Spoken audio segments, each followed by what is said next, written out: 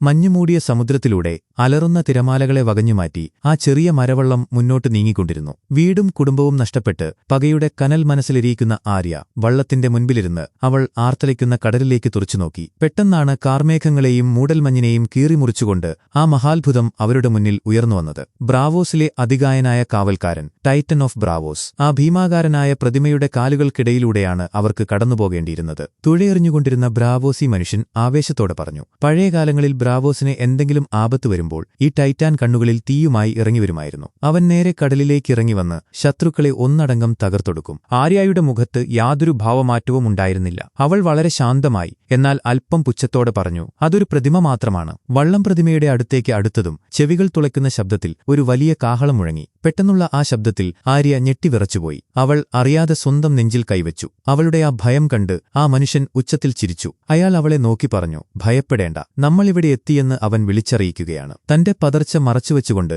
ആര്യ വേഗത്തിൽ മറുപടി നൽകി, ഞാൻ ഭയന്നിട്ടില്ല. വള്ളം ആ കൂറ്റൻ പ്രതിമയുടെ കാലുകൾക്കിടയിലൂടെ ഇരുളും വെളിച്ചവും നിറഞ്ഞ ബ്രാവോസിലെ ജലാശയങ്ങളിലേക്ക് പ്രവേശിച്ചു. തെരുവോരങ്ങളിലെ കച്ചവടക്കാരുടെ ബഹളങ്ങൾക്കിടയിലൂടെ റാക്മാൻ ഹാർബറിലെ തിരക്കുകൾ വകഞ്ഞുമാറ്റി ആ വള്ളം മുന്നോട്ട് നീങ്ങി. പെട്ടെന്ന് മറ്റെല്ലാ കെട്ടിടങ്ങളിൽ നിന്നും വ്യത്യസ്തമായി പാതി കറുപ്പിലും പാതി വെളുപ്പിലും തീർത്ത ഒരു വലിയ കെട്ടിടം അവരുടെ മുന്നിൽ ദൃശ്യമായി. The house of black and white. തുഴയുന്നതിനിടയിൽ ആ മനുഷ്യൻ അവളോട് പറഞ്ഞു, നീ അന്വേഷിക്കുന്ന മനുഷ്യനെ ഇവിടെ കണ്ടെത്താം. അവർ ആ കെട്ടിടത്തിന്റെ കൽപ്പടവുകൾക്കരികിലെത്തി. അയാൾ അവളെ വള്ളത്തിൽ നിന്ന് പടവുകളിലേക്ക് കയറാൻ സഹായിച്ചു. അവൾ അയാളെ തിരിഞ്ഞുനോക്കി പറഞ്ഞു, എന്നെ ഇവിടെ എത്തിച്ചതിന് നന്ദി. അയാൾ വളരെ ബഹുമാനത്തോടെ തലകുനിച്ചുകൊണ്ട് പറഞ്ഞു, ബ്രാവോസിലെ ഏത് മനുഷ്യനും ഇതുതന്നെ ചെയ്യുമായിരുന്നു. വലർ മോർഗുലിസ്. ആര്യയുടെ ചുണ്ടുകളിൽ ആ പഴയ മറുപടി ഉരുവിട്ടു, വലാർ ദോഹൈറിസ്. അയാൾ പോയതിനുശേഷം അവൾ ആ വലിയ വാതിലിനു മുന്നിൽ ചെന്നുനിന്നു. അവൾ 2 തവണ മുട്ടി. രണ്ടാമത്തെ മുട്ടലിൽ തന്നെ വലിയ ശബ്ദത്തോടെ ആ വാതിൽ തുറക്കപ്പെട്ടു. പ്രായം ചെന്ന ചുളിവുകൾ വീണ മുഖമുള്ള ഒരു വൃദ്ധൻ വാതിൽക്കൽ പ്രത്യക്ഷപ്പെട്ടു. ആര്യ പ്രതീക്ഷയോടെ പറഞ്ഞു, ഹലോ, വലാർ മോർഗുലീസ്.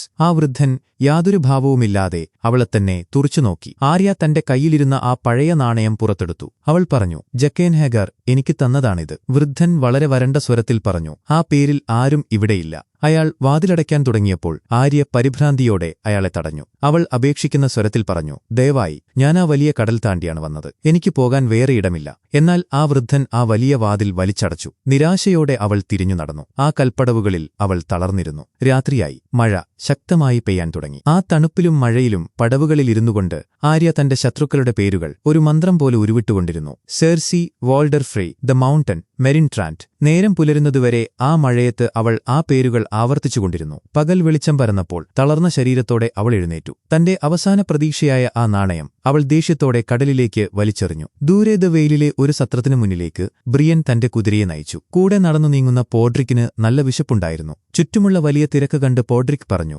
ഇത്രയും തിരക്കുണ്ടെങ്കിൽ ഇവിടുത്തെ ഭക്ഷണം ഗംഭീരമായിരിക്കണം. അവർ സത്രത്തിനകത്തേക്ക് കയറി ഒരു മേശക്കരികിലിരുന്നു. ചുറ്റും സൈനികരും യാത്രക്കാരും മദ്യപിക്കുകയും ബഹളമുണ്ടാക്കുകയും ചെയ്യുന്നുണ്ടായിരുന്നു. ഒരു പരിചാരിക അവരുടെ അടുത്തേക്ക് വന്നു. അവർക്ക് മദ്യം പകർന്നു നൽകിയ ശേഷം അവൾ അടുത്ത മേശയിലേക്ക് പോയി. സത്രത്തിന്റെ മറ്റൊരു മൂലയിൽ ആരുമറിയാതെ സൻസായും പീറ്റർ ബെയിലിഷും ഇരിപ്പുണ്ടായിരുന്നു. സൻസ വളരെ ഗൗരവത്തിൽ ചോദിച്ചു, നമ്മൾ പുറപ്പെടുന്നതിനു മുൻപ് ഒരു മെയ്സ്റ്റർ നിങ്ങൾക്കൊരു സന്ദേശം നൽകിയിരുന്നല്ലോ. ബെയിലിഷ് തന്റെ കുടിലമായ ചിരിയോടെ പറഞ്ഞു, നീ ചുറ്റുപാടുകളെ നിരീക്ഷിക്കുന്ന ഒരു മിടുക്കിയായ പെൺകുട്ടിയായി മാറിക്കൊണ്ടിരിക്കുകയാണ്. സൻസ ആകാംക്ഷയോടെ ചോദിച്ചു, അതൊരു നല്ല വാർത്തയായിരുന്നോ? ബെയിലിഷ് വളരെ അഭിമാനത്തോടെ പറഞ്ഞു, എന്റെ വിവാഹ അഭ്യർത്ഥന സ്വീകരിക്കപ്പെട്ടിരിക്കുന്നു. പെട്ടെന്ന് പോഡ്രിക്കിന്റെ കണ്ണുകൾ സത്രത്തിന്റെ ആ മൂലയിലേക്ക് പോയി. അവന്റെ കണ്ണുകൾ വിടർന്നു. അവൻ പരിഭ്രാന്തിയോടെ മന്ത്രിച്ചു, മൈ ലേഡി. ബ്രിയൻ തന്റെ കയ്യിലിരുന്ന ഗ്ലാസ് താഴെ വെച്ചുകൊണ്ട് ചോദിച്ചു, എന്താണ് കാര്യം? പോഡ്രിക് വളരെ പതുക്കെ പറഞ്ഞു, സൻസ സ്റ്റാർ. ബ്രിയൻ പെട്ടെന്ന് തിരിഞ്ഞു നോക്കാൻ ശ്രമിച്ചു. പോഡ്രിക് അവളെ തടഞ്ഞു. നോക്കരുത്. ബ്രിയൻ സംശയത്തോടെ ചോദിച്ചു, നിനക്കുറപ്പാണോ? പോഡ്രിക് ഉറപ്പിച്ചു പറഞ്ഞു,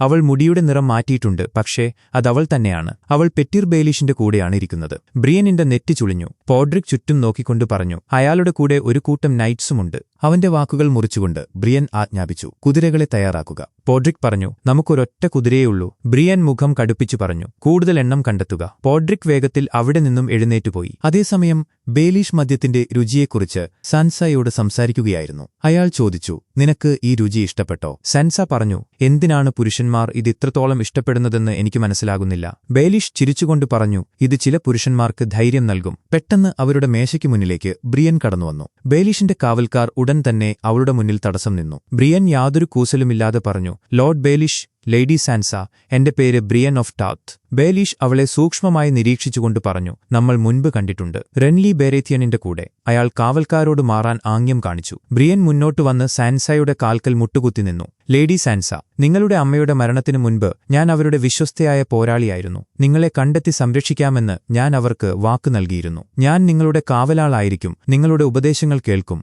ആവശ്യമെങ്കിൽ നിങ്ങൾക്കുവേണ്ടി എന്റെ ജീവൻ നൽകും. പഴയ ദൈവങ്ങളുടെയും പുതിയ ദൈവങ്ങളുടെയും നാമത്തിൽ ഞാൻ സത്യം ചെയ്യുന്നു. ബേലിഷ് അവളെ പരിഹസിച്ചുകൊണ്ട് പറഞ്ഞു, ഇത്ര വലിയ ഔപചാരികതയുടെ ആവശ്യമില്ല. ബ്രിയൻ എഴുന്നേറ്റു നിന്നു. അയാൾ തുടർന്നു ചോദിച്ചു, നിങ്ങൾ കാറ്റ്ലിൻ സ്റ്റാർക്കിന്റെ പോരാളിയായിരുന്നോ? ബ്രിയൻ ദൃഢതയോടെ പറഞ്ഞു, ആയിരുന്നു. ബേലിഷ് ഉറക്കെ ചിരിച്ചു. അയാൾ സാൻസയെ നോക്കി പറഞ്ഞു, ഈ സ്ത്രീ റെൻലിയെ സംരക്ഷിക്കാമെന്ന് സത്യം ചെയ്തു. അവൾ പരാജയപ്പെട്ടു. നിന്റെ അമ്മയെ സംരക്ഷിക്കാമെന്ന് സത്യം ചെയ്തു. അവളതിൽ പരാജയപ്പെട്ടു. തുടർച്ചയായി പരാജയങ്ങൾ മാത്രം നേരിട്ട ഒരാൾ ലേഡി സാൻസയെ നയിക്കുന്നത് എന്തിനാണ് ഞാൻ ആഗ്രഹിക്കുന്നത്? ബ്രിയൻ അയാളെ തുറിച്ചുനോക്കിക്കൊണ്ട് ചോദിച്ചു. അവളുടെ കാര്യങ്ങളിൽ ഇടപെടാൻ നിങ്ങൾക്ക് എന്താണ് അവകാശം? ബേലിഷ് വളരെ ശാന്തനായി പറഞ്ഞു, കാരണം ഞാൻ അവളുടെ അമ്മാവനാണ്. എന്റെ പ്രിയപ്പെട്ടവളുടെ അകാല മരണത്തിന് തൊട്ടുമുൻപ് ഞാൻ അവളുടെ ആന്റി ലൈസായെ വിവാഹം കഴിച്ചു. ഞങ്ങളിപ്പോൾ ഒരു കുടുംബമാണ്, നിങ്ങളൊരു പുറത്തുള്ള വ്യക്തിയും. ബ്രിയൻ വീണ്ടും സാൻസയോട് അപേക്ഷിച്ചു, ലേഡി സാൻസ, നമുക്ക് ഒറ്റയ്ക്ക് സംസാരിക്കാൻ കഴിഞ്ഞിരുന്നെങ്കിൽ. സാൻസ വളരെ തണുത്ത സ്വരത്തിൽ പറഞ്ഞു, വേണ്ട. ബ്രിയൻ അവിടെ നിന്നും തിരിഞ്ഞു നടന്നു. ബ്രിയൻ ഒട്ടും ചിന്തിക്കാതെ തന്റെ കൈമുട്ടുകൊണ്ട് ആദ്യത്തെ കാവൽക്കാരന്റെ മുഖത്തേക്ക് അതിശക്തമായി ഇടിച്ചു. സത്രത്തിന്റെ വാതിൽ തകർത്ത് അവൾ പുറത്തേക്ക് കുതിച്ചു. കുതിരലായത്തിൽ കാത്തുനിൽക്കുകയായിരുന്ന പോഡ്രിക്കിനൊപ്പം അവൾ കുതിരപ്പുറത്ത് കയറി രക്ഷപ്പെട്ടു. സത്രത്തിൽ നിന്ന് കാവൽക്കാർ അലറി വിളിച്ചു, അവളുടെ പുറകെ പോകൂ. ദ വെയിലിലെ മരങ്ങൾ തിങ്ങിനിറഞ്ഞ കാട്ടിലൂടെ ബ്രിയനും പോഡ്രിക്കും കുതിരയോടിച്ചു. കാവൽക്കാർ അവരുടെ തൊട്ടുപിറകിലുണ്ടായിരുന്നു. ഒരു വലിയ മരത്തിന് മുന്നിൽ വെച്ച് അവർ രണ്ട് വഴിയിലേക്ക് തിരിഞ്ഞു. ബ്രിയൻ ഉച്ചത്തിൽ വിളിച്ചു, പോഡ്രിക്. കുതിരയുടെ നിയന്ത്രണം നഷ്ടപ്പെട്ട പോഡ്രിക് ഭയത്തോടെ അലറിക്കരഞ്ഞു. കാവൽക്കാരിൽ നിന്ന് രക്ഷപ്പെട്ട് അവൻ ഒരു നദിയുടെ തീരത്തെത്തി. അവൻ വല്ലാതെ ഭയന്നിരുന്നു. അവൻ കുതിരയെ തിരിക്കാൻ ശ്രമിച്ചതും കുതിര വീണ്ടും കുതറിയോടി. ഇത്തവണ അവന് പിടിവിട്ടു. അവൻ നിലത്തേക്ക് തെറിച്ചു വീണു. കുതിരയെ പിടിക്കാൻ അവൻ പുറകെ ഓടി. പക്ഷെ പെട്ടെന്നവൻ നിന്നു. അവിടെ ഒരു കാവൽക്കാരൻ നോക്കി നിൽക്കുന്നുണ്ടായിരുന്നു. ജീവൻ രക്ഷിക്കാൻ വേണ്ടി പോഡ്രിക് താഴെ നിന്നും ഒരു കല്ലെടുത്ത് അയാളുടെ നേരെ എറിഞ്ഞു. പക്ഷേ അത് ലക്ഷ്യത്തിൽ കൊണ്ടില്ല. മരണം മുന്നിൽ കണ്ട പോഡ്രിക്ക് കണ്ണുകൾ ഇറുക്കിയടച്ചു. പെട്ടെന്ന് കാട്ടിൽ നിന്ന് ഒരു അലർച്ച കേട്ടു. താഴെ കിടക്ക് പോഡ്രിക്. പോഡ്രിക് നിലത്തേക്ക് കിടന്നതും വായുവിനെ കീറിമുറിച്ചുകൊണ്ട് ബ്രിയനിന്റെ വാൾ കാവൽക്കാരന്റെ കഴുത്തിൽ പതിച്ചു. അയാൾ കുതിരപ്പുറത്തുനിന്നും നിലംപതിച്ചു. മറ്റൊരു കാവൽക്കാരൻ കൂടി അവൾക്ക് നേരെ പാഞ്ഞെടുത്തു. കണ്ണടച്ചു തുറക്കുന്ന വേഗതയിൽ അവൾ തന്റെ വാൾ അയാളുടെ കഴുത്തിലേക്ക് കുത്തിയിറക്കി. രക്തം ചിതറിത്തെറിച്ചു. കിങ്സ് ലാൻഡിംഗിലെ അതിമനോഹരമായ എന്നാൽ ശ്വാസം മുട്ടിക്കുന്ന ആ വലിയ മുറിയിൽ വെളിച്ചം കുറവായിരുന്നു. ജെയ്മെ ലാനിസ്റ്റർ മുറിയിലേക്ക് കടന്നുവന്നു. അയാൾ ചോദിച്ചു, രാജ്ഞി വിളിപ്പിച്ചു എന്ന് കേട്ടു. സെർസി തന്റെ മേശപ്പുറത്തിരിക്കുന്ന ഒരു പെട്ടിയിലേക്ക് ഭയത്തോടെയും അങ്ങേയറ്റത്തെ ദേഷ്യത്തോടെയും നോക്കി നിൽക്കുകയായിരുന്നു. ജെയ്മെ ആ പെട്ടി തുറന്നു. ഉള്ളിൽ കൊത്തുപണികൾ ചെയ്ത ഒരു സർപ്പത്തിന്റെ രൂപം. അതിന്റെ വായിൽ ലാനിസ്റ്റർ കുടുംബത്തിന്റെ ചിഹ്നമുള്ള ഒരു വലിയ മാല. സെർസി പല്ലിറമ്പിക്കൊണ്ട് പറഞ്ഞു, ലോകത്തിൽ ഇതുപോലെ രണ്ടെണ്ണം മാത്രമേയുള്ളൂ. ഒന്ന് ഞാൻ ധരിച്ചിരിക്കുന്നതും മറ്റൊന്ന് ഞാൻ മൈർസെല്ലയ്ക്ക് നൽകിയതും. ജെയ്മെ ഗൗരവത്തോടെ പറഞ്ഞു, ഇതൊരു ഭീഷണിയാണ്. സെർസി പൊട്ടിത്തെറിച്ചു. തീർച്ചയായും ഇതൊരു ഭീഷണിയാണ്. നമ്മുടെ കുടുംബത്തെ വെറുക്കുന്ന ആളുകൾക്ക് നടുവിലാണ് നമ്മുടെ മകൾ ഡോർണിലുള്ളത്. ജെയ്മെ ആ പെട്ടി പരിശോധിച്ചുകൊണ്ട് പറഞ്ഞു, കത്തുകളൊന്നുമില്ല. സെർസി അലറിക്കൊണ്ട് പറഞ്ഞു, ഓബറിന്റെയും അവന്റെ സഹോദരിയുടെയും മരണത്തിനും ആ ശപിക്കപ്പെട്ട രാജ്യത്തുണ്ടായ മറ്റെല്ലാ ദുരന്തങ്ങൾക്കും അവർ നമ്മെയാണ് കുറ്റപ്പെടുത്തുന്നത്. അവരെന്റെ മകളെ തൊട്ടാൽ ഞാൻ അവരുടെ നഗരങ്ങൾ ഒന്നടങ്കം ചുട്ടരിക്കും. ജെയ്മെ ചുറ്റും നോക്കിക്കൊണ്ട് പറഞ്ഞു, പതുക്കെ. സെർസിയുടെ നിയന്ത്രണം നഷ്ടപ്പെട്ടിരുന്നു. നമ്മുടെ മകൾ അപകടത്തിലാണ്. അപ്പോൾ ഞാൻ ഉറക്കെ സംസാരിക്കുന്നതാണ് നിന്റെ പ്രശ്നം. ജെയ്മെ ശബ്ദം താഴ്ത്തി പറഞ്ഞു, അവൾ നമ്മുടെ മകളാണെന്ന് ലോകമറിയാൻ പാടില്ല. സെർസി വെറുപ്പോടെ അയാളെ നോക്കി. എങ്കിൽ അവളെ നിന്റെ മകൾ എന്ന് വിളിക്കേണ്ട. നീ ഒരിക്കലും അവൾക്കൊരച്ഛനായിരുന്നിട്ടില്ല. ജെയ്മയുടെ മുഖം വിളറി. ഞാനാണ് എന്റെ കുട്ടികളുടെ അച്ഛനെന്ന് പുറത്തറിഞ്ഞാൽ അവർ തെരുവിൽ കല്ലെറിയപ്പെട്ട് കൊല്ലപ്പെടും. നിന്റെ ഈ ജാഗ്രത കൊണ്ട് എന്ത് പ്രയോജനമാണുണ്ടായത്? നമ്മുടെ മൂത്ത കുട്ടി സ്വന്തം കല്യാണവേദിയിൽ വെച്ച് കൊല്ലപ്പെട്ടു. നമ്മുടെ ഒരേയൊരു മകളെ ഡോർണിലേക്ക് നാടുകടത്തി. നമ്മുടെ ഇളയ മകനെ ഹൈഗാർഡനിലെ ആ വേശ്യയെ വിവാഹം കഴിപ്പിക്കാൻ വിട്ടു. ജെയ്മെ സങ്കടത്തോടെ പറഞ്ഞു, ഞാൻ കാര്യങ്ങൾ ശരിയാക്കാം. സെർസി പുച്ഛത്തോടെ പറഞ്ഞു, നീ ഒരിക്കലും ഒന്നും ശരിയാക്കിയിട്ടില്ല. ജെയ്മെ ഉറച്ച സ്വരത്തിൽ പറഞ്ഞു, ഞാൻ ഡോർണിലേക്ക് പോവുകയാണ്. ഞാൻ നമ്മുടെ മകളെ തിരികെ കൊണ്ടുവരും. ജെയ്മെ മുറിവിട്ട് പുറത്തുപോയി. ദ ക്രൗൺ ലാൻഡ്സിലെ മനോഹരമായ കടൽത്തീരം. ബ്രോൺ വളരെ ശാന്തമായി കടലിലേക്ക് കല്ലുകൾ എറിഞ്ഞുകളിക്കുകയായിരുന്നു. അവന്റെ പിന്നിൽ ഭാവി വധുവായ ലോളി സ്റ്റോക്ക്വർത്ത് നിർത്താതെ സംസാരിച്ചുകൊണ്ടിരുന്നു. പെട്ടെന്നവർ നടക്കുന്നത് നിർത്തേണ്ടിവന്നു. ബ്രോൺ ദൂരെ നിൽക്കുന്ന ഒരാളെ ശ്രദ്ധിച്ചു. ലോളിസ് ചോദിച്ചു, അതാരാണ്? കടൽത്തീരത്തെ ഒരു കൽമതിലിൽ ബ്രോണിനെ കാത്ത് ജെയ്മെ ഇരിപ്പുണ്ടായിരുന്നു. ജെയ്മെ ഫക്കിംഗ് ലാനിസ്റ്റർ. അവൻ ലോളിസിനെ അവിടെ വിട്ടിട്ട് ജെയ്മയുടെ അടുത്തേക്ക് നടന്നു. ബ്രോൺ മര്യാദയുടെ പേരിൽ പറഞ്ഞു, താങ്കളുടെ പിതാവിന്റെ മരണവാർത്ത കേട്ടതിൽ എനിക്ക് അതിയായ ദുഃഖമുണ്ട്. ജെയ്മെ തലകുലുക്കിക്കൊണ്ട് പറഞ്ഞു, നന്ദി. ബ്രോൺ ലോളിസിനെ ചൂണ്ടിക്കൊണ്ട് പറഞ്ഞു, ഇതെന്റെ ഭാവി വധുവാണ് ലോളിസ്. ജെയ്മെ അവളുടെ അടുത്തേക്ക് അടുത്തേക്ക് വന്ന് കൈകളിൽ ചുംബിച്ചുകൊണ്ട് പറഞ്ഞു, വളരെ സന്തോഷം. ലോലീസ് കോട്ടയിലേക്ക് തിരിഞ്ഞു നടന്നു. ജൈമെ ചിരിച്ചുകൊണ്ട് പറഞ്ഞു, വളരെ സുന്ദരിയായ വധുവിനെ തന്നെ നീ കണ്ടെത്തിയല്ലോ. എപ്പോഴാണ് വിവാഹം നടത്താൻ ഉദ്ദേശിക്കുന്നത്?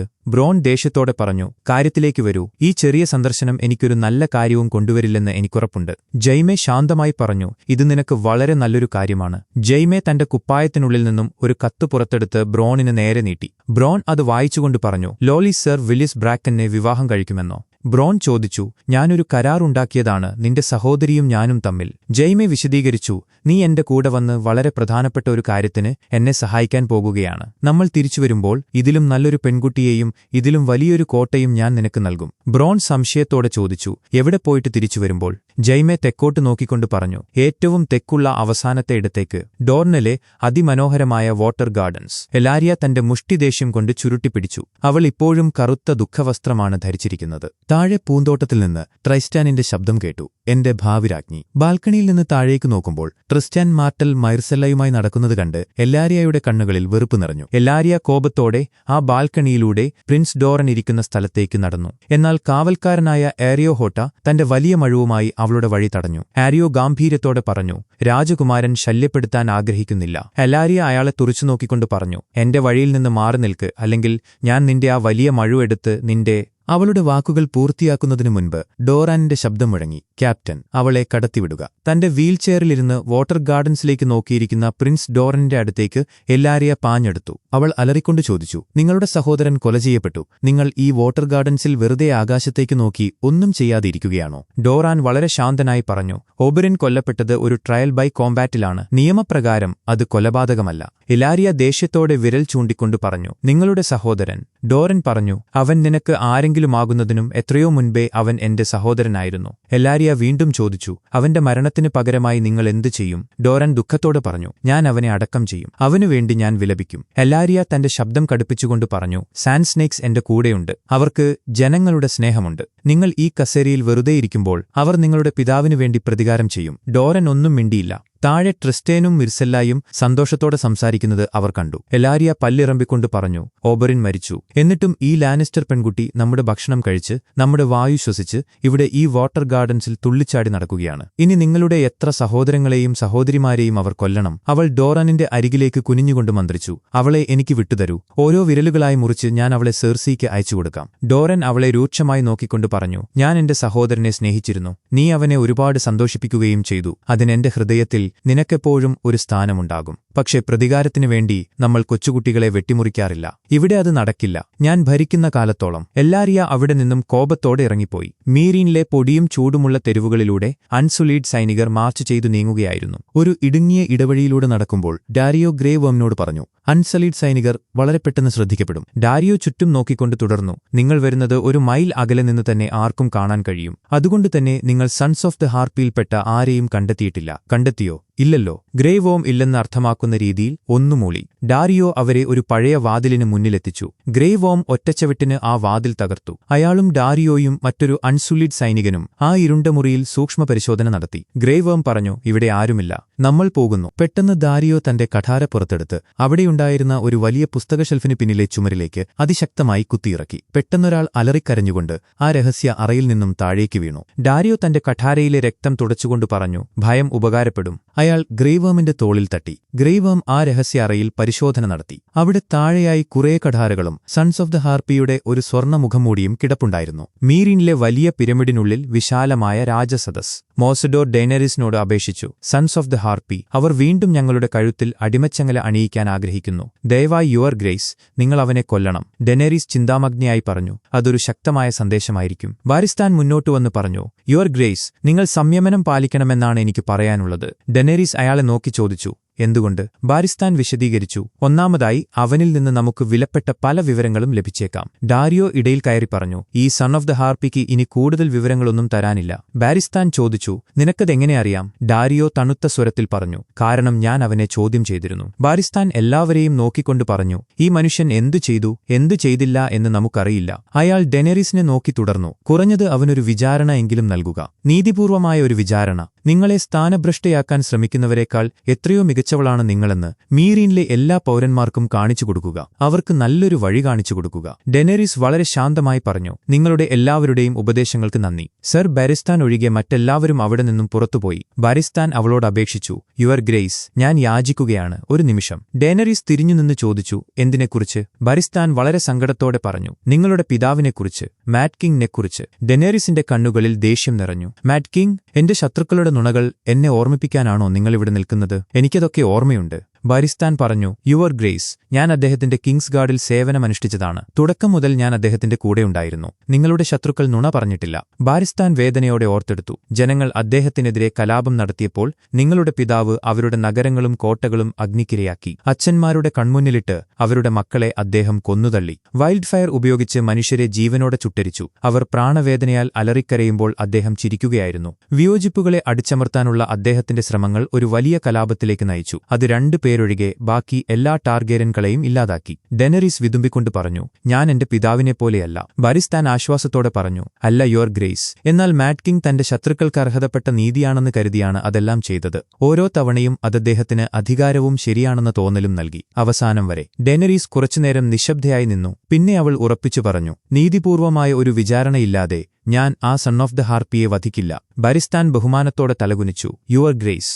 പിന്നീട് റെഡ് കീപ്പിലെ വലിയ മുറിയിൽ സ്മോൾ കൗൺസിൽ യോഗം നടക്കുകയായിരുന്നു. സെർസിയും കീബേണും മുറിയിലേക്ക് കടന്നുവന്നു. സെർസി മേശയുടെ തലപ്പത്തുള്ള കസേരയിലിരുന്നു. കേവൻ ലാനിസ്റ്റർ സംശയത്തോടെ ചോദിച്ചു. നിങ്ങളാണോ ഹാൻഡ് ഓഫ് ദ കിങ്? സെർസി പുഞ്ചിരിച്ചുകൊണ്ട് പറഞ്ഞു. അല്ല അങ്കിൾ, ഒരു സ്ത്രീ ആ സ്ഥാനം ഏറ്റെടുക്കുന്നത് തീർച്ചയായും ഉചിതമല്ലല്ലോ. എന്റെ മകന് പ്രായപൂർത്തിയാകുന്നതുവരെയോ അവൻ സ്വന്തമായി ഒരു ഹാൻഡിനെ തിരഞ്ഞെടുക്കുന്നതുവരെയോ ഞാൻ അവന് ഉപദേശങ്ങൾ നൽകുക മാത്രമാണ് ചെയ്യുന്നത്. മേസ് ടൈറൽ പറഞ്ഞു. യുവർ ഗ്രേസ്, രാജാവിന് പ്രായമാകുന്നതുവരെ താൽക്കാലികമായി കിങ്സ് ഹാൻഡായി സേവനം ചെയ്യാൻ ഞാൻ തയ്യാറാണ്. സെർസി അയാളെ തടഞ്ഞുകൊണ്ട് പറഞ്ഞു. നിങ്ങൾ വളരെ നല്ലൊരു മനുഷ്യനാണ് ലോർഡ് ടൈറൽ. പക്ഷേ അതിനായി നിങ്ങൾക്ക് സമയം ലഭിക്കുമെന്ന് ഞാൻ കരുതുന്നില്ല. മാസ്റ്റർ ഓഫ് ഷിപ്സ് എന്നതിനു പുറമെ രാജാവ് നിങ്ങളെ മാസ്റ്റർ ഓഫ് കോയിനായും നിയമിച്ചിരിക്കുകയാണ്. മേസ് ടൈറൽ സന്തോഷം കൊണ്ട് വീർപ്പുമുട്ടി. അപ്പോൾ ഗ്രാൻഡ് മേസ്റ്റർ പൈസൽ പറഞ്ഞു. യുവർ ഗ്രേസ്, മുൻപ് പല സന്ദർഭങ്ങളിലും ഒരു ഗ്രാൻഡ് മേസ്റ്റർ കിങ്സ് ഹാൻഡായി സേവനം ചെയ്തിട്ടുണ്ട്. സെർസി അയാളെ അവഗണിച്ചുകൊണ്ട് പറഞ്ഞു. രാജാവ് കൈബേണിനെ പുതിയ മാസ്റ്റർ ഓഫ് വിസ്പറേഴ്സായി നിയമിച്ചിരിക്കുന്നു. പൈസൽ വിശ്വസിക്കാനാവാതെ ചോദിച്ചു.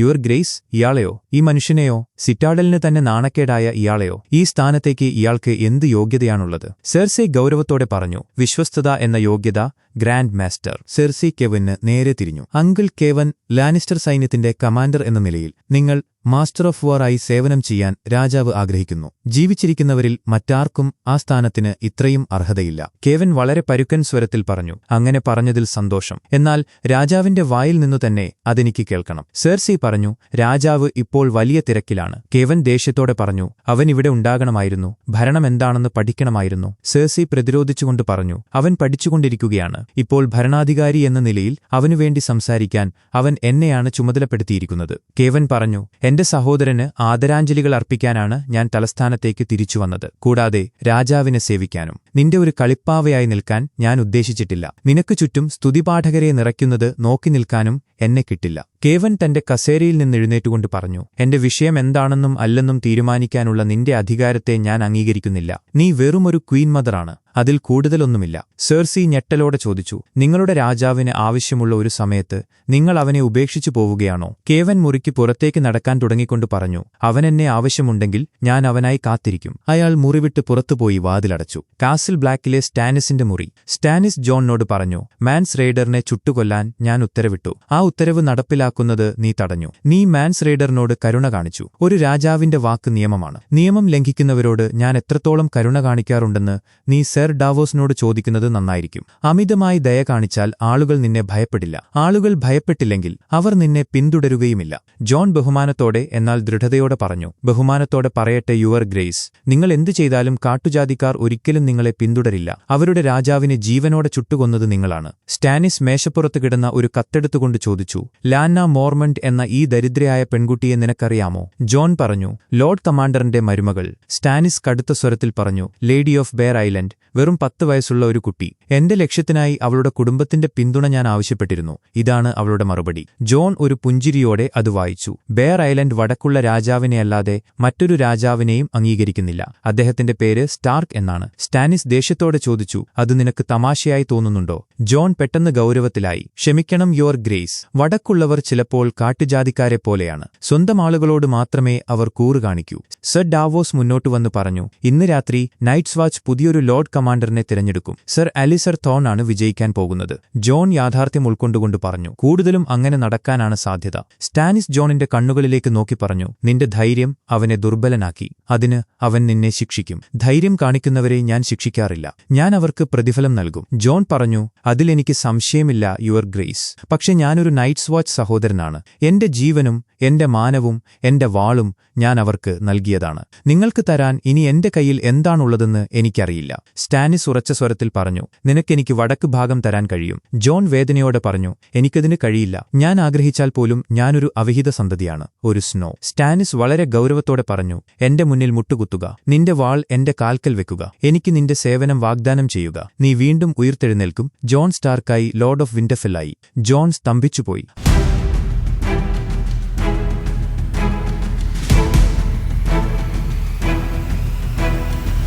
കാസിൽ ബ്ലാക്കിലെ വലിയ തീന്മേശക്കരികിൽ സാം അത്ഭുതത്തോടെ ജോണിനോട് ചോദിച്ചു, ഒരു പേനയുടെ തുമ്പുകൊണ്ട് അദ്ദേഹം നിന്നെ ഒരു സ്റ്റാർക്കാക്കി മാറ്റുമെന്നോ? ജോൺ തന്റെ സ്വപ്നങ്ങളെക്കുറിച്ച് പറഞ്ഞു. ഞാൻ ആഗ്രഹിച്ച ഒരേയൊരു കാര്യം അതായിരുന്നു. നീ ഇത് അർഹിക്കുന്നുണ്ട്. തീർച്ചയായും അർഹിക്കുന്നു. ജോൺ വളരെ ഉറച്ച സ്വരത്തിൽ പറഞ്ഞു. ഞാൻ അദ്ദേഹത്തിന്റെ വാഗ്ദാനം നിരസിക്കാൻ പോകുകയാണ്. സാം ആശയക്കുഴപ്പത്തോട് ചോദിച്ചു, പക്ഷേ നീ ലോർഡ് ഓഫ് വിന്റർഫെൽ ആകുമല്ലോ? ജോൺ പറഞ്ഞു, നൈറ്റ്സ് വാച്ചിന് ഞാൻ വാക്ക് നൽകിയതാണ്. ഞാൻ എന്റെ വാക്കിന് വില കൽപ്പിക്കുന്നില്ലെങ്കിൽ പിന്നെ ഞാൻ എന്ത് തരം ലോർഡ് ഓഫ് വിന്റർഫെൽ ആയിരിക്കും? ജോൺ അവനെ വിട്ട് തന്റെ ഇരിപ്പിടത്തിലേക്ക് നടന്നു. മാസ്റ്റർ ഏമോൺ വളരെ പതുക്കെ എഴുന്നേറ്റു നിന്നു. ഏമോൺ ചോദിച്ചു, നൈറ്റ്സ് വാച്ചിന്റെ 998ാമത്തെ ലോർഡ് കമാൻഡറിനെ തെരഞ്ഞെടുക്കുന്നതിനായി വോട്ട് രേഖപ്പെടുത്തുന്നതിനു മുൻപ് ആർക്കെങ്കിലും സ്ഥാനാർത്ഥികളെക്കുറിച്ച് സംസാരിക്കാനുണ്ടോ? ജാനോസ് ലിൻഡ് എഴുന്നേറ്റു നിന്നു. ജാനോസ് ഉറക്കെ പറഞ്ഞു, സർ അലിസർ തോൺ വെറുമൊരു പോരാളിയല്ല, തികഞ്ഞ കുലീനതയുള്ള മനുഷ്യനാണ്. വൻമതിൽ ആക്രമിക്കപ്പെട്ടപ്പോൾ അദ്ദേഹം കമാൻഡറായി പ്രവർത്തിക്കുകയും കാട്ടുജാതിക്കാർക്കെതിരെ നമ്മെ വിജയത്തിലേക്ക് നയിക്കുകയും ചെയ്തു. അലിസർ അഭിമാനത്തോടെ ചിരിച്ചു. ഏമോൺ വീണ്ടും ചോദിച്ചു, വേറെ ആരെങ്കിലുമുണ്ടോ? ഷാഡോ ടവറിൽ നിന്നുള്ള ഒരാൾ എഴുന്നേറ്റ് നിന്നു പറഞ്ഞു, സർ ഡെനിസ് മാലിസ്റ്റർ കുട്ടിയായിരിക്കെ നമ്മളോടൊപ്പം ചേർന്നതാണ്. മറ്റാരെക്കാളും കൂടുതൽ കാലം വിശ്വസ്തനായ ഒരു റേഞ്ചറായി അദ്ദേഹം സേവനമനുഷ്ഠിച്ചു. 10 ശൈത്യകാലങ്ങളിൽ അദ്ദേഹം ഇവിടെയുണ്ടായിരുന്നു. ഷാഡോ ടവറിന്റെ കമാൻഡർ എന്ന നിലയിൽ അദ്ദേഹം കാട്ടുജാതിക്കാരെ നമ്മളിൽ നിന്ന് അകറ്റി നിർത്തി. ഇതിലും മികച്ച ഒരാളെ നമുക്ക് ലഭിക്കാനില്ല. ജോൺ ഉൾപ്പെടെയുള്ളവർ മേശയിൽ കൊട്ടി പിന്തുണ അറിയിച്ചെങ്കിലും ആദ്യത്തെ അത്രയും ശബ്ദമുണ്ടായിരുന്നില്ല. ഏമോൺ പറഞ്ഞു, ഇനി ആരുമില്ലെങ്കിൽ നമുക്ക് വോട്ടെടുപ്പ് തുടങ്ങാം. ത്രികോണാകൃതിയിലുള്ള നാണയങ്ങൾ സർ അലിസർ തോണിനുള്ളതാണ്. സമചതുരാകൃതിയിലുള്ളവ സർ ഡെനിസ് മാലിസ്റ്ററിന്. പെട്ടെന്ന് പിന്നിൽ നിന്ന് സം വിളിച്ചു പറഞ്ഞു, മേസ്റ്റർ ഏമോൺ. എല്ലാവരും ഞെട്ടലോടെ ആ മുറിയുടെ പിന്നിലേക്ക് നോക്കി. ജോൺ അവനെ തടയാൻ ശ്രമിച്ചു. ഏമൻ ചോദിച്ചു, സാംവെൽ ടാർലി, പറയൂ. ജാനോസ് ലിൻഡ് പരിഹാസത്തോടെ പറഞ്ഞു, സാം ദ സ്ലെയർ. മുറിയിലുള്ളവരെല്ലാം ഉച്ചത്തിൽ ചിരിച്ചു. ജാനോസ് തുടർന്നു, അവന്റെ സുഹൃത്തായ ജോൺ സ്നോയെപ്പോലെ മറ്റൊരു കാട്ടുജാതി പ്രേമി. നിന്റെ കാമുകിക്ക് സുഖമാണോ സ്ലെയർ? വീണ്ടും ചിരിമുഴങ്ങി. സാം ഭയമില്ലാതെ പറഞ്ഞു, അവളുടെ പേര് ഗില്ലി എന്നാണ്. ബ്രദർസ് ലിൻഡിന് അവളെ വളരെ നന്നായി അറിയാം. വൻമതിലിലെ യുദ്ധം നടന്നുകൊണ്ടിരുന്നപ്പോൾ അവർ രണ്ടുപേരും കൂടി അറവുമുറിയിൽ ഭയന്നൊളിച്ചിരിക്കുകയായിരുന്നു. ആളുകൾ ഇപ്പോൾ ജാനോസിനെ നോക്കി ചിരിക്കാൻ തുടങ്ങി. മാസ്റ്റർ ഏമോണിന്റെ മുഖത്ത് ചെറിയൊരു ചിരി വിടർന്നു. സാം വളരെ ഗൗരവത്തോടെ പറഞ്ഞു, ലോർഡ് ജാനോസ് സ്ത്രീകളുടെയും കുട്ടികളുടെയും കൂടെ ഒളിച്ചിരുന്നപ്പോൾ ജോൺ സ്നോ നമ്മെ നയിക്കുകയായിരുന്നു. മുറിയിൽ പൂർണ്ണ നിശബ്ദത പരന്നു. സാം തുടർന്നു, സർ അലിസർ ധീരമായി പോരാടി എന്നത് സത്യമാണ്. എന്നാൽ അദ്ദേഹത്തിന് പരിക്കേറ്റപ്പോൾ നമ്മളെ രക്ഷിച്ചത് ജോണാണ്. വൻമതിലിന്റെ പ്രതിരോധം അവൻ ഏറ്റെടുത്തു. അവൻ തെൻസിലെ മാഗ്നാറിനെ കൊന്നു. സ്വന്തം മരണം ഉറപ്പായിരുന്നിട്ടും അവൻ മാൻസ് റെയ്ഡറിനെ നേരിടാൻ വടക്കോട്ടുപോയി. അതിനു മുൻപ് ലോർഡ് കമാൻഡർ മോർമണ്ടിനു വേണ്ടി പ്രതികാരം ചെയ്യാനുള്ള ദൗത്യം നയിച്ചതും അവനാണ്. മോർമണ്ട് തന്നെയാണ് ജോണിനെ തന്റെ സഹായിയായി തിരഞ്ഞെടുത്തതും. അദ്ദേഹം ജോണിൽ എന്തോ ഒന്ന് കണ്ടിരുന്നു. ഇപ്പോൾ നമ്മളും അത് കാണുന്നുണ്ട്. അവന് പ്രായം കുറവായിരിക്കാം, പക്ഷേ രാത്രി ഇരുളടഞ്ഞപ്പോൾ നമ്മൾ ആശ്രയിച്ച കമാൻഡർ അവനാണ്. ജോണിന് പിന്തുണ നൽകിക്കൊണ്ട് ആളുകൾ വലിയ ശബ്ദത്തിൽ ആർത്തുവിളിച്ചു. അലിസർ എഴുന്നേറ്റു നിന്നുകൊണ്ട് പറഞ്ഞു, അതിലൊന്നും എനിക്ക് തർക്കമില്ല. പക്ഷേ ജോൺ സ്നോ ആരെ നയിക്കാനാണ് ആഗ്രഹിക്കുന്നത്? നൈറ്റ്സ് വാച്ചിനെയോ അതോ കാട്ടുജാതിക്കാരെയോ? അവനൊരു കാട്ടുജാതിക്കാരി പെൺകുട്ടിയെ സ്നേഹിച്ചിരുന്നുവെന്നും മാൻസ് റെയ്ഡറിനോട് പലവട്ടം സംസാരിച്ചിരുന്നുവെന്നും എല്ലാവർക്കും അറിയാം. സ്റ്റാനിസിന്റെ സൈന്യം അവിടെ എത്തിയിരുന്നില്ലെങ്കിൽ ആ ടെന്റിനുള്ളിൽ ആ പഴയ സുഹൃത്തുക്കൾ തമ്മിൽ എന്ത് സംഭവിക്കുമായിരുന്നു? സ്വന്തം ജീവൻ നഷ്ടപ്പെടുന്ന അവസ്ഥയിൽ നിന്ന് കാട്ടുജാതിക്കാരുടെ രാജാവിനെ അവൻ രക്ഷിക്കുന്നത് നമ്മളെല്ലാം കണ്ടതാണ്. ജീവിതകാലം മുഴുവൻ കാട്ടുജാതിക്കാരോട് യുദ്ധം ചെയ്ത ഒരാളെ നിങ്ങൾക്ക് തിരഞ്ഞെടുക്കണോ, അതോ അവരോട് സ്നേഹം പങ്കിടുന്ന ഒരാളെയോ? ജോൺ ഒന്നും പറഞ്ഞില്ല. മേസ്റ്റർ ഏമോൻ വീണ്ടും എഴുന്നേറ്റു. ഏമോൻ പറഞ്ഞു, സമയമായി. സഹോദരന്മാർ വന്ന് നാണയങ്ങൾ പാത്രത്തിൽ നിക്ഷേപിച്ചു. ഒരാൾ വന്ന് വോട്ട് എണ്ണിത്തിട്ടപ്പെടുത്തി. അലിസറിനും ജോണിനും ഒരേ വോട്ടുകൾ. അയാൾ പറഞ്ഞു. തുല്യമാണെന്ന് തോന്നുന്നു മേസ്റ്റർ. മേസ്റ്റർ ഏമോൻ എഴുന്നേറ്റ് വന്ന് നാണയങ്ങൾ തൊട്ടുനോക്കി മനസ്സിലാക്കി. ശേഷം അദ്ദേഹം തന്റെ നാണയം ജോൺ സ്നോയുടെ വശത്തേക്ക് വെച്ചു.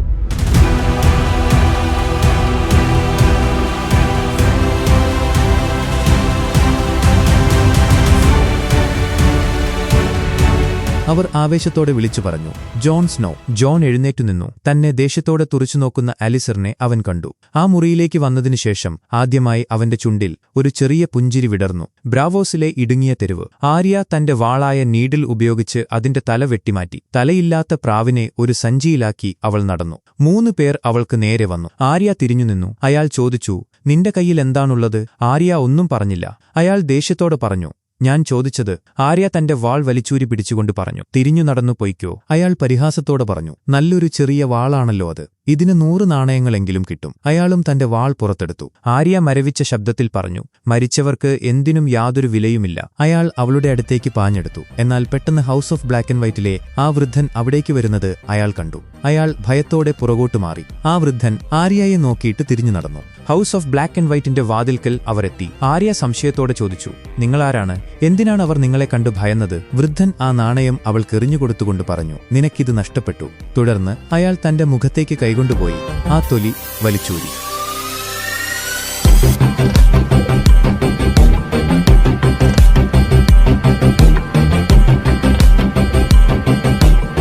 ആര്യ അത്ഭുതത്തോടെ പറഞ്ഞു, ജക്കേൻ ഹെഗർ ഇവിടെയില്ലെന്നാണ് നിങ്ങൾ പറഞ്ഞത്. ജക്കേൻ വളരെ ശാന്തമായി പറഞ്ഞു, ഇല്ല, ഈ മനുഷ്യൻ ജക്കേൻ ഹെഗർ അല്ല. അയാൾ കെട്ടിടത്തിനുള്ളിലേക്ക് നടക്കാൻ തുടങ്ങി. ആര്യ ചോദിച്ചു, പിന്നെ നിങ്ങളാരാണ്? അയാൾ തിരിഞ്ഞുനിന്നുകൊണ്ട് പറഞ്ഞു, ആരുമല്ല. അതുതന്നെയാണ് ഒരു പെൺകുട്ടിയായിത്തീരേണ്ടതും. ജക്കേൻ വാതിൽ തുറന്ന് അവൾക്കായി കാത്തുനിന്നു. അവൾ അയാൾക്ക് പിന്നാലെ ഹൗസ് ഓഫ് ബ്ലാക്ക് ആൻഡ് വൈറ്റിലേക്ക് പ്രവേശിച്ചു. ആ വലിയ വാതിൽ അവർക്ക് പിന്നിലടഞ്ഞു. എപ്പിസോഡ് അവസാനിക്കുന്നു. ഗെയിം ഓഫ് ത്രോൺസിന്റെ ബാക്കി എപ്പിസോഡുകൾ മിസ്സാവാതിരിക്കാൻ ഇപ്പോൾ തന്നെ ചാനൽ സബ്സ്ക്രൈബ് ചെയ്യുക. Thank you so much.